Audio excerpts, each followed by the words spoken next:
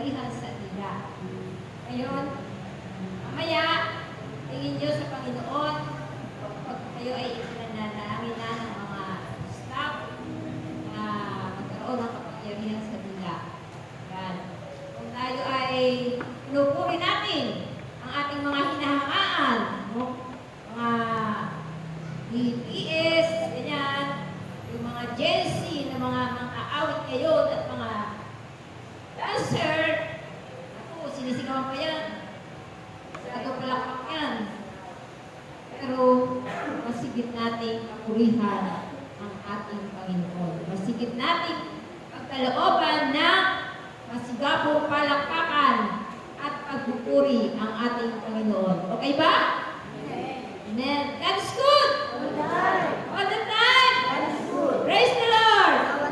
Now and forever. The will of the Father. Yes, I will.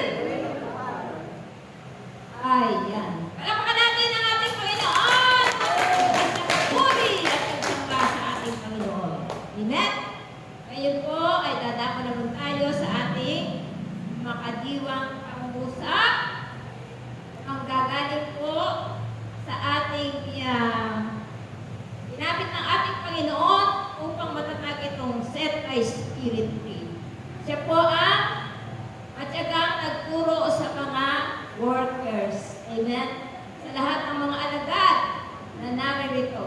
Siya po ang humubog sa amin lahat. Siya po ang walang sawa at matyagang nagturo sa amin lahat upang kami ay nandito upang magpahayag ng mabuting balita. Amen? Siya po ay hindi marunong magalit. Siya po ay mayroong mababang loob. Amen? At siya po ay ang ating unang lingkod na ginamit ng ating Panginoon. Walang dinitiba ang ating unang lingkod ng Set by Spirit Free, Brother